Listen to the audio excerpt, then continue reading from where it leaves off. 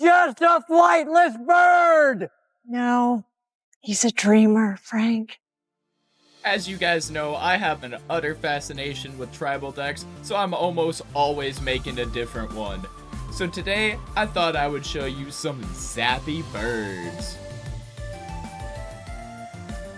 To start off the deck, we have one of our few non-thunder elestrals with 2 copies of Baratuka.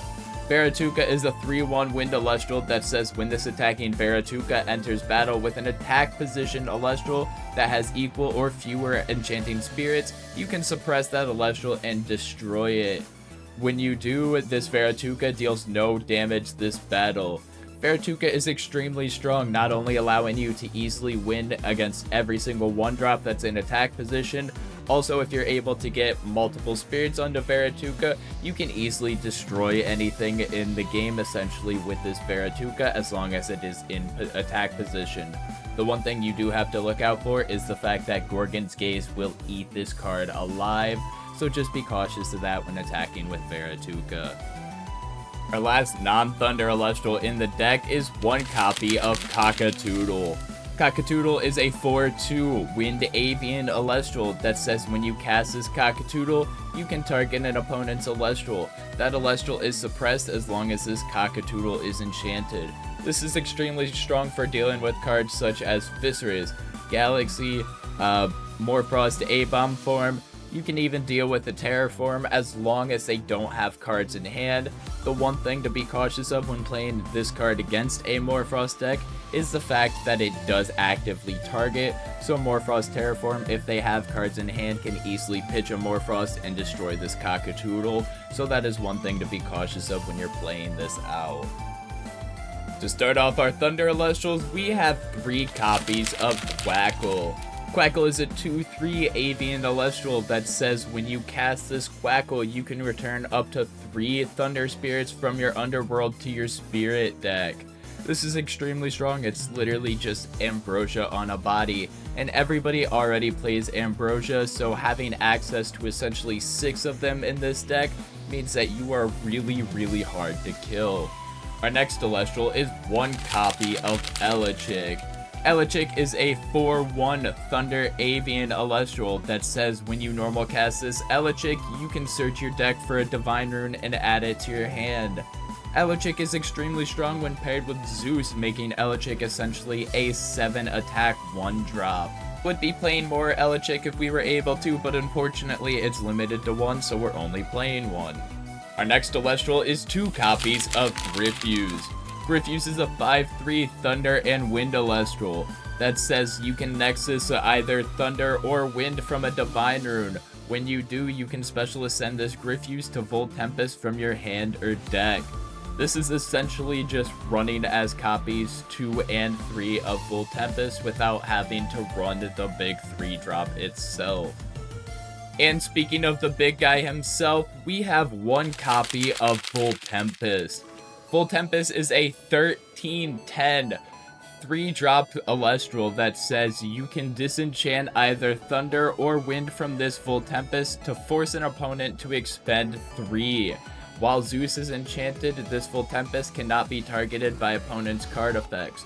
Volt Tempest is extremely strong for its ability to literally just sit there and kill your opponent turn after turn, and you don't even have to attack, risking a Shield of Achilles bouncing this back to hand. While you have Zeus, Volt Tempest is essentially immune to being killed. Extremely strong right now. The only thing in the game that I can think of right now that kills him while Zeus is up is a Blistrix. Our first non-bird elestral is 3 copies of Toxion. Toxion is a 4/2 Thunder elestral that says when this Toxion receives 1 or more Thunder Spirit, your opponent must expend 1. Toxion is extremely strong for counting as a 2-for-1 every single time, since your opponent always has to burn for 1 on entry, and then in order to deal with Toxion, it is a minimum of 1 spirit, so Toxion is always included in Thunder decks as long as I can fit him. And we're in Thunder, so we're obviously playing our 1 copy of Arclith that we're allowed to. Arcolith is a 6/4 2-drop Thunder Celestial that says this Arcolith can be normal cast with 2 Thunder Spirits if an opponent has at least 2 Elestrals in attack position. When you cast this Arcolith, you can enchant up to 3 Thunder Spirits from your underworld to your field. That means anywhere, not just him. So you can easily charge back up your Zeus, trigger another Astrabit ability, or trigger another Toxion burn.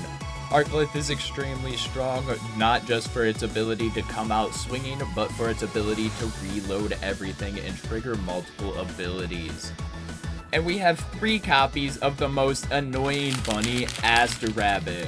Astrabit is a 2/5 that says when this Astrabit receives 1 or more Thunder Spirit, you can look at the top 3 cards of your deck and add 1 to your hand, then shuffle the rest into your deck. Astrabit's already played in pretty much every single deck that's not Frost right now, so we're definitely going to be playing it in a Thunder deck where we can easily trigger its ability multiple times. To start off the runes, we've got 3 copies of Zeus. Zeus says when you cast this Zeus, you can enchant up to 3 Thunder Spirits to it. You can disenchant a Thunder Spirit from Zeus in order to target an opponent's Celestial and give it -3 attack and -3 defense until the end phase. Zeus is simply the strongest divine in the game because it allows every single one of your Elestrals to win combat against the targeted Elestral most of the time. Whereas Demeter will only allow a single Elestral that you target to win combat possibly. Next, we'll be playing 3 copies of Cryoblast. Cryoblast is a 1-cost Frost Invoke rune that says target an Elestral that's not Frost Enchanted until the end phase, give it -2 defense, and when that Elestral hits 0 defense, you must destroy it. Cryoblast is extremely strong on its own, allowing you to take out high attack Elestrals for the most part, because most of them will have a low defense stat. Not only that, but pair it with Zeus, and essentially this becomes an oddly colored Earthquake. Cryoblast is a must-have right now in the format, and the only thing is against the Self-Mill or more Frost decks, you're obviously going to be citing this straight out, because this will become a useless card. We're playing 1 copy of Earthquake because unconditional removal is extremely strong, and we throw Earthquake in every deck that we've got the Spirit Room for. And we definitely have it in this one, so Earthquake is put into this deck. And we'll also be playing 1 copy of Resting on Your Loyals because this is extremely cheap removal that will allow you to come back from bad situations. And then we have our counter rune package with 3 copies of Gorgon's Gaze to prevent anything that an opposing Celestial might even think about doing. We got 3 copies of Poison Tipped Arrow for the -2 attack to save our Elestrals and the hard removal aspect of it. We've got 2 copies of Shield of Achilles to bounce anything that's not named Pharaohgeist back to hand. Got 2 copies of Altar of Stars to do some battle phase shenanigans, whether we're swapping our guys to attack position or swapping theirs to defense, anything of the sorts.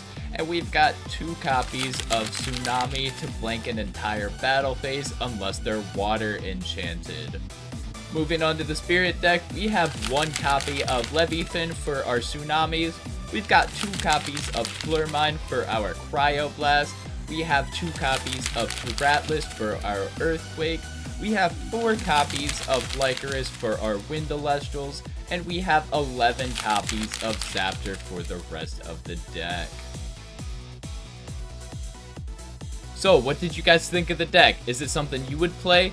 Let me know down in the comments below, and let me know if there's anything that you're interested in seeing me build.